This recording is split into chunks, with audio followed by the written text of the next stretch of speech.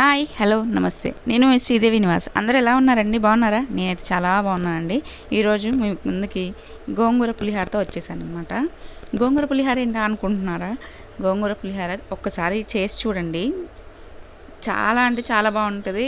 ఒకసారి తిన్న వాళ్ళు మళ్ళీ మళ్ళీ కావాలని అడుగుతారు, కంపల్సరీగా అడుగుతారు. దానికోసం ముందుగా పండి పెట్టుకొని, దీనికి ఆయిల్ ఎక్కువే పడుతుందండి. కొంచెం ఆయిల్ ఎలర్జీ ఉంటుంది కొంతమందికి. అలాంటి వాళ్ళ మట్టికి ఒకసారి చేసుకొని చూసాక, ఆయిల్ ఎలర్జీ అంటే ఆయిల్ ఎక్కువ వేస్తే తిననమాట అది. సో ముందుగా కొంచెం ఆయిల్ వేసుకొని దాంట్లో ఎండుమిర్చి ఒక 20-25 అట్లా తీసుకోండి. కారం అంటే ఈ ఎండుమిర్చిలో కారం ఎక్కువ లేదు, సో కొంచెం నేను ఎక్కువగానే తీసుకున్నాను. దాంట్లో కొంచెం జీలకర్ర, పచ్చెనపప్పు, మెంతులు మెంతులు వేసుకొని బాగా కలిపేసుకోండి. ఇవి కొంచెం లైట్గా మగ్గుతున్నప్పుడే పల్లీలు కూడా వేసేసుకోండి. ఇందులో కరివేపాకు ఉంటే కరివేపాకు కూడా వేయండి, బాగుంటుంది.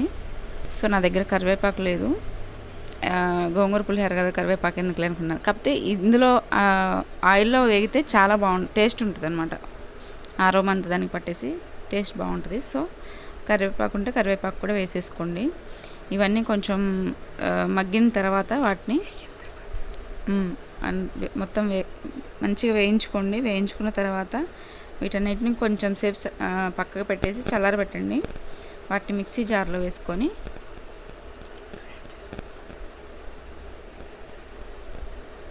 వెల్లుల్లి, ఉప్పు అన్నీ వేసుకొని అంటే మంచిగా మెత్తగా కాకుండా కొంచెం మామూలుగా బరుసుగా పట్టుకోండి. సో ఇప్పుడు ఆయిల్ కొంచెం ఎక్కువగా వేసుకోండి. ఆయిల్ ఎక్కువగా వేసుకొని కడిగి పక్కగా పెట్టుకున్న ఎర్ర గోంగూరను అందులో వేసి వేయించండి మంచిగా. అది ఆయిల్ పైకి తేలాలన్నమాట. అందులోనే ఒక నిమ్మకాయ సైజంతా చింతపండు కూడా వేసేసుకోండి. ఇలా బాగా మగ్గిందని చల్లారి పెట్టాక ఈ మనం మిక్సీ పట్టుకొని పక్కగా పెట్టుకున్నాం కదా, దాంట్లో వేసేసుకొని బాగా కలుపుకున్న తర్వాత ఒక్కసారి అట్లా అంటే మంచిగా మొత్తం కలిపిన తర్వాత మిక్సీ ఒక్కసారి అట్లా ఆడించండి.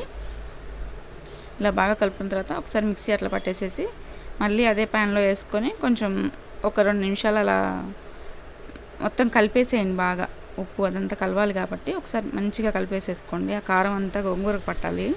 మొత్తం కలిపేసుకొని ఈ మొత్తం కలిసిపోయిన తర్వాత దీన్ని తీసుకొచ్చి మనం ఉడికించి పక్కన చల్లారి పెట్టుకున్నాం కదా అన్నం, ఉప్పు పసుపు అట్లాంటివి ఏమి వేసుకోవాల్సిన అవసరం లేదు. డైరెక్ట్గా ఆ రైస్లో ఈ గోంగూరనే వేసేసేయండి. ఎందుకంటే ఆల్రెడీ ఇందులో పసుపు కూడా వేసినాము, నేను అది చెప్పడం మర్చిపోయాను. సో ఇలా మొత్తం అన్నానికి మంచిగా కలిపేసేసుకోండి. అన్నానికి బాగా పట్టించుకున్న తర్వాత దీన్ని ఒక 2 నిమిషాలు పక్కకు పెట్టేసి మనం దీనికి తాలింపు పెట్టేసుకుందాం. మనం మామూలుగా పులిహోరకి ఎలా తాలింపు అయితే పెట్టుకుంటారో సేమ్ యాజ్ ఏ ప్రాసెస్లో ఆయిల్ వేసుకొని ఎండుమిర్చి, పచ్చెనపప్పు, పల్లీలు, జీలకర్ర అన్నీ ఇందులో వేసేసుకొని మనం నచ్చితే జీడిపప్పు కూడా వేసుకోండి. ఇవన్నీ వేసుకొని మంచిగా వేయించుకోండి.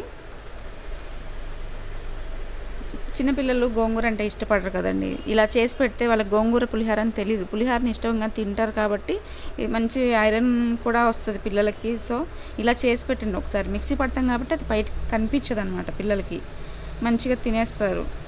కానీ అదేంటంటే టేస్ట్ చాలా బాగుంటుంది కాబట్టి వాళ్ళు మళ్ళీ మళ్ళీ అడుగుతారు కంపల్సరీ. నేను ఫస్ట్ చేసినప్పుడు మా పిల్లలు ఎలా తింటారో ఏమో అనుకున్నాను, కానీ చేశాక చాలా బాగా నచ్చింది వాళ్ళకి.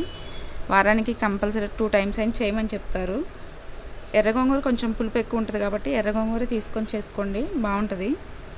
తెల్ల గోంగూర అయినా పర్వాలేదు, బట్ ఎర్ర గోంగూర కొంచెం పులుపు ఎక్కువ ఉంటుంది కాబట్టి మనకి చింతపండు అంత వేసుకోవాల్సిన అవసరం ఉండదు అనమాట. ఓకేనా, ఇంతే. ఈ తాలింపు తీసుకెళ్ళి అన్నంలో కలిపేసేయండి. ఎంతో టేస్టీగా ఉన్న పులిహోర రెడీ.